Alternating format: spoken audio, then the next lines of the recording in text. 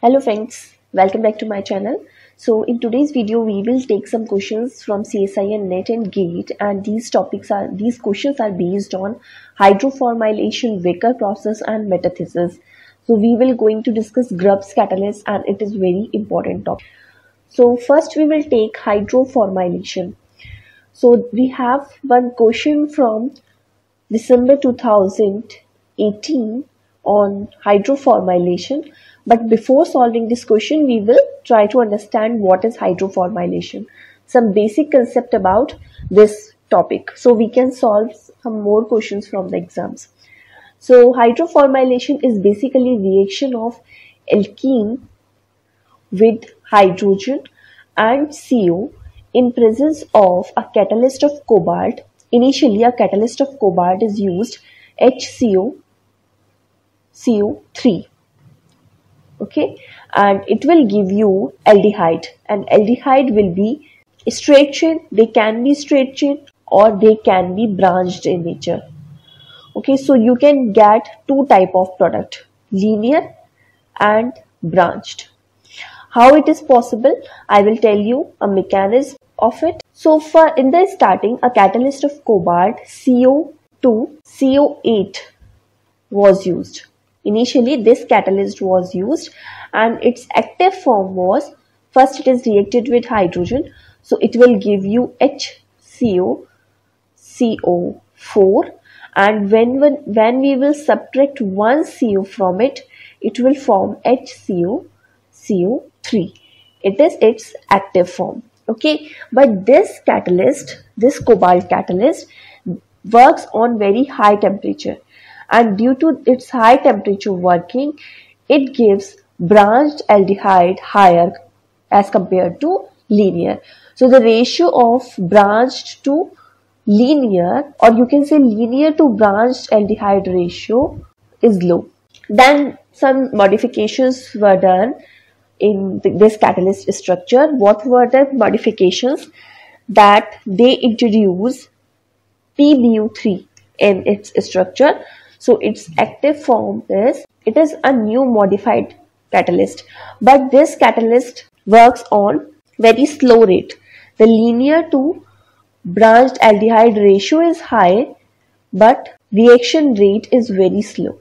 So a new catalyst, a modified new catalyst which is used nowadays is Rhodium Catalyst, and this Rhodium Catalyst has this type of structure. So when we remove one ppH3 from this, it will become active in nature. So its active form is HRH ppH3 to CO. It is active form. So for this catalyst, the ratio of linear and branched aldehyde is high. So then we will take what is the mechanism of this reaction. So this is our active catalyst. First step is the Alkene coordination. Suppose I have a alkene like this. So first it will be coordinated with this catalyst. The next step is migratory insertion. So you know that in migratory insertion, this rhodium can attach at this position, at this carbon, or it can attach at this one. If it will attack at this one, then we will get branched aldehyde, and when it will attack at this position, we will get linear. So first we will consider that it is forming a linear form of aldehyde. I am writing here only P. Okay, so it will first attach like this. Next step is the addition of CO. So another molecule of CO is inserted. In next step we have CO insertion. This migratory insertion is of alkene insertion. Next we are taking CO insertion reaction. The next step is addition of hydrogen. So hydrogen is added like this, and then reductive elimination, and in reductive elimination our side product will be aldehyde. Okay, so this is the basic mechanism. Now, how we can decide that branched and linear aldehyde will form? This is the key step, that migratory insertion. The rhodium will attach at this position or at this position, and this addition depends on this ligands attached on this rhodium. So the formation of linear and branched aldehyde depends on the bite angle of these two ligands. What is the bite angle? Suppose I can write this complex like this. Okay, so this is the angle, this angle between these two ligands is called as bite angle. Okay, and when this angle is higher, then there is larger steric hindrance for the attachment of this rhodium to this alkene. Meaning, if it is like this, then and the bite angle is larger, then this rhodium now can attach like from this position to this to form linear. But if this rhodium will attach like this at higher bite angle, then attachment from this side to form branched aldehyde will be difficult. There is steric hindrance due to larger bite angle.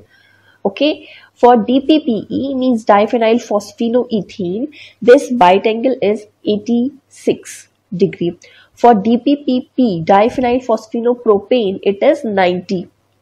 For BINAP, it is 93. For bis-B, this ligand is called as bis-B. For this one, it is 122 degree.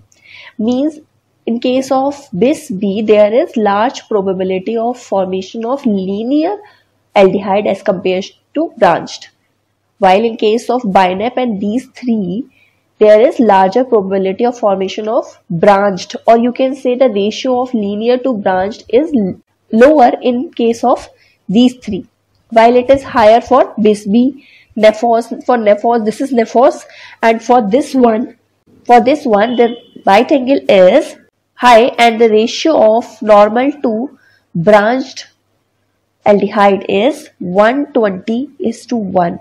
For bis-B, it is 70:1. This is another ligand, Z4, and for this, the bite angle is 108 degree and the ratio of normal to branched is 80:1.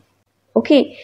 Then another important point is the structure of alkene also decides formation of linear and branched aldehyde.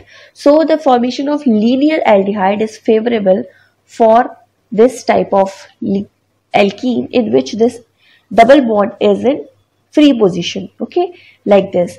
Then next probability for this one. Then next preference will be for di-substituted, and the next, when in case of di-substituted, this double bond is on inner side. Then least probability for the most hindered structure, like this one. Then we move to our question. This question is from December 2018. The question was hydroformylation of 1-propene with HRHCOl2 leads into linear and branched formylated product. The linear hydroformylated product is formed with highest selectivity when L in the rhodium is. So this question is similar to the theory which we have discussed before, that they asking you what will be this L2, this ligand, so that there is higher selectivity in formation of linear aldehyde. This is diphenyl phosphinoethane. Okay, so in this case the bite angle is small. Similarly for this one, this is Z4. So for this one, the ratio of linear to branched is 80:1. We have seen it earlier, and bite angle is 108 degrees. So there is highest hindrance to form branched aldehyde. So the linear aldehyde will form preferentially. This is diphenyl phosphinoferrocene. And for this, the bite angle is nearly 99 degree. Okay, so this bite angle is smaller than this Z4. So we have highest selectivity to form linear aldehyde for this third one.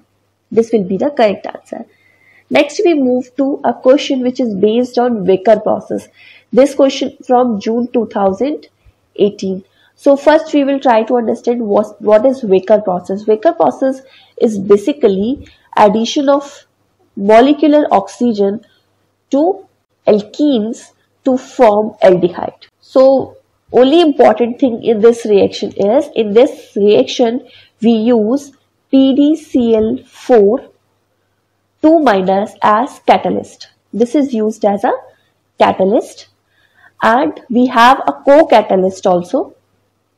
This co-catalyst is CuCl2. So during this reaction, this PdCl4 minus, which is initially in +2 state, it is in +2 state, so it is converted to PD0 during the reaction. When this alkene is converted into aldehyde, when it is oxidized, this is reduced to 0 state. And we want to recover this palladium complex so that it can further participate in reaction. We are using this co-catalyst, this CuCl2. So CuCl2 is initially in +2 state, so it will oxidize to this reduced palladium to Pd+2. From 0 to +2 state can be this Cu+2 will convert this palladium from 0 state to +2 state, and in this process this CuCl2 will be converted into CuCl, means it will be converted from +2 to +1 state. Okay, now we can solve our question. For the Wacker process, pick the correct statement. First, palladium +2 is reduced to Pd0 by Cu+1. So it is correct that palladium +2 is reduced to 0 state, but it is not reduced by this Cu+2. Okay, it is not reduced by this one. It is further oxidized. This Pd0 is oxidized by Cu+2 to Pd+2. So this second statement is correct, not first one. C is Cu+2 promotes the reductive elimination. So Cu+2 is not used for reductive elimination. It is not participating in reaction. It is only co-catalyst. This catalyst PdCl4 minus will participate in the reaction. So this statement is also not correct. So only B is correct. The answer fourth will be correct. Next is very important topic, that is metathesis. So what is metathesis? We will take only here alkene metathesis. So metathesis is basically exchange of groups between alkenes, and if we are doing it within a same alkene, then it is intramolecular reaction. So let's take some example. So first we will take what is catalyst used. What catalyst is used in metathesis? We are using Grubbs Catalysts. So we have 2 generation Grubbs catalyst. So first we are taking Grubbs first catalyst, and how it is formed. We use phenyl diazomethane for this reaction. This is phenyl diazomethane, and when we will heat it, it will be converted into this carbene. Now we are using a catalyst of ruthenium. So this ruthenium complex is used in presence of PCY3. This is cyclohexyl group attached with this phosphorus. So we have a Grubbs catalyst here.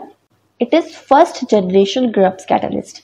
Now we will take here Grubbs second generation catalyst. So we should have an idea about the structure, but the structure is not used in reaction mechanism. Okay, as such there is no use of this structure, but simply we have an idea about the structure. Then first we will see what is the reaction mechanism. So suppose I have we have this reaction. So the reaction step is very simple. First step is this ruthenium is attached with this double bond with this carbene. Okay, so this double bond and this double bond will participate in 2+2 cycloaddition reaction. You can use this one or this one, any of these two alkene or double bond first. Suppose I am taking this one.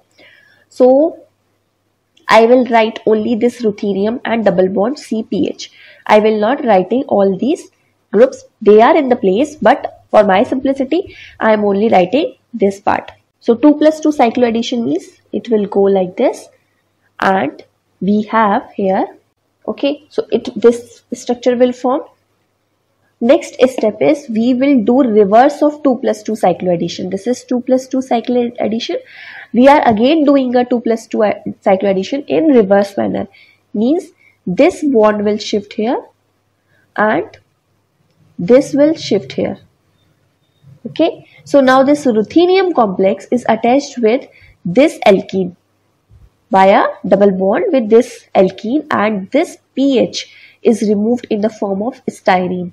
So one carbon atom of this alkene, this initial alkene, this reactant is reduced.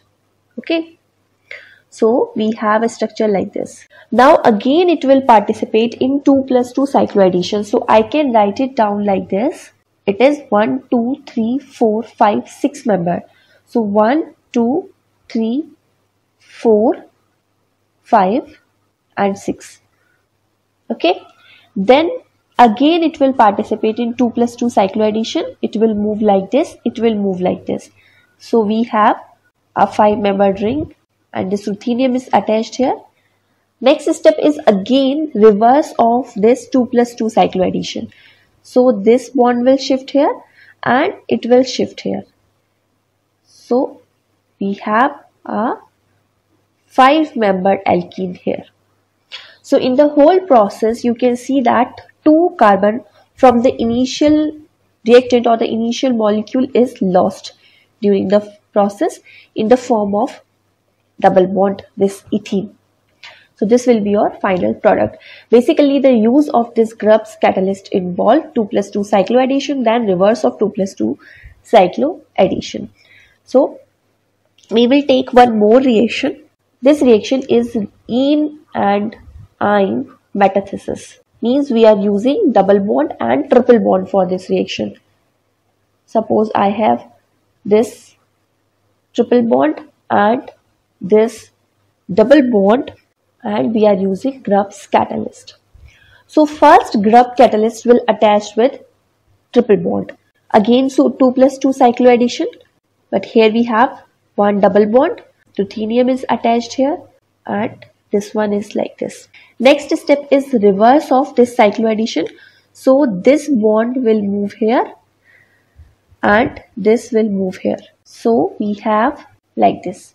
Now we will use this alkene. So it will show 2+2 cycloaddition again with this ruthenium. So it will move like this, it will move like this.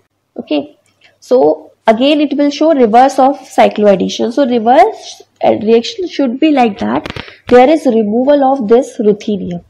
Okay, so when I will shift this bond here and this here, so this Ru double bond CH will be removed and this bond will shift here to form a new double bond here. So the final reaction will be like this. Okay, so this is the reaction with double bond and triple bond. Now we can take questions from CSIR Net and Gate. So first question is from December 2015. So we have this alkene here. We are using Grubbs catalyst. This is the structure of Grubbs catalyst given here. So you have to find out A. Then we are reacting it with lithium aluminium hydride and you have to find out B. So we will see the reaction with this one. So suppose this Grubbs catalyst will react with this double bond first. So I will write it like this.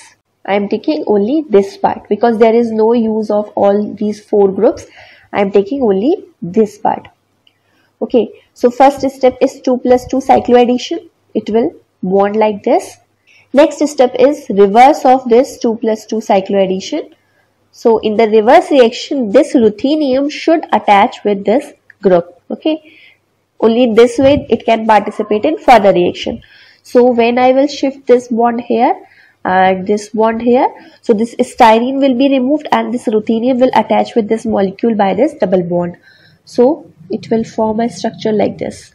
Now this double bond can participate in reaction with this one by 2+2 cycloaddition.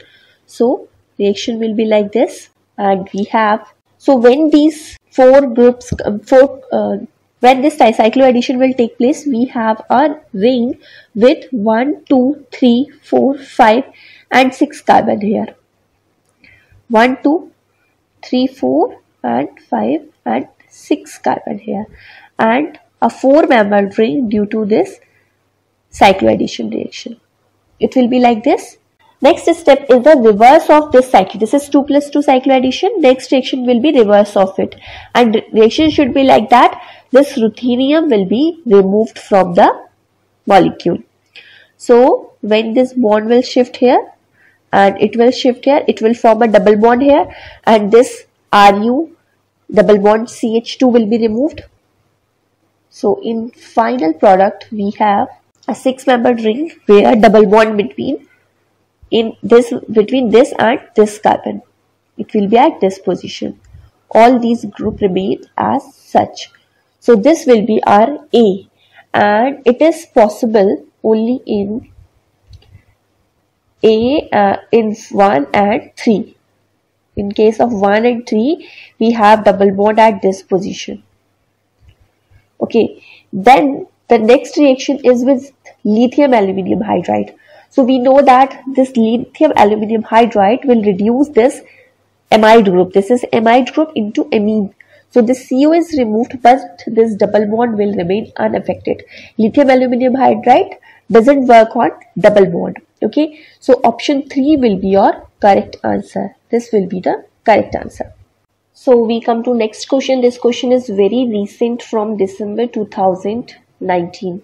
So this is a reactant and it is reacting with in two steps with these two reagents.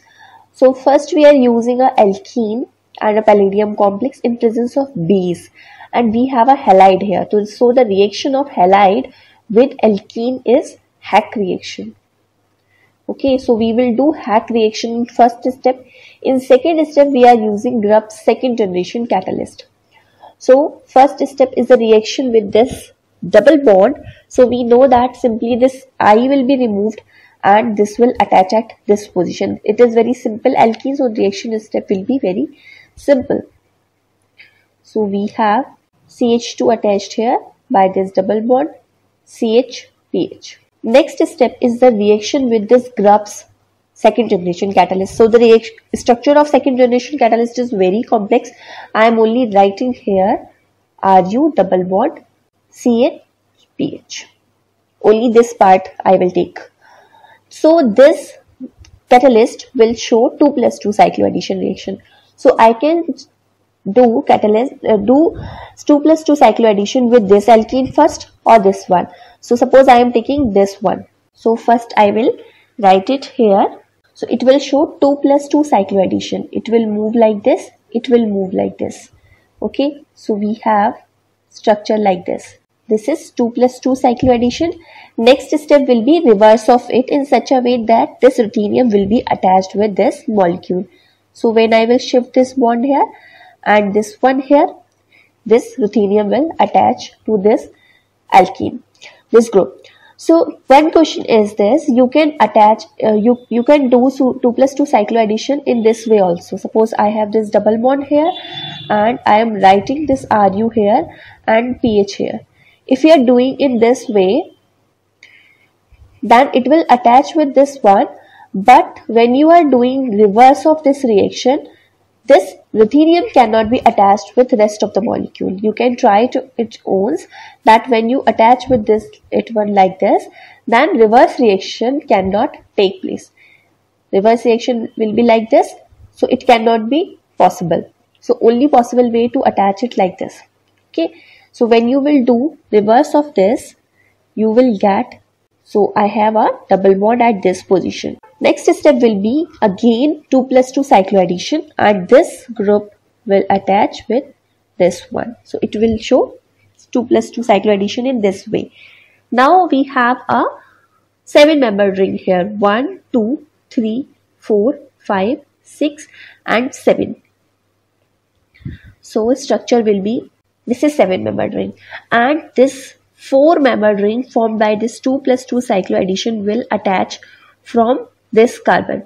So this is 1, 2, 3, 4, 5th, from 5th carbon. 1, 2, 3, 4 at 5th carbon. And this is from this position. Okay. So I have Ru here and at this carbon PH here. So this is formed by 2+2 cycloaddition. Next step will be reverse of it.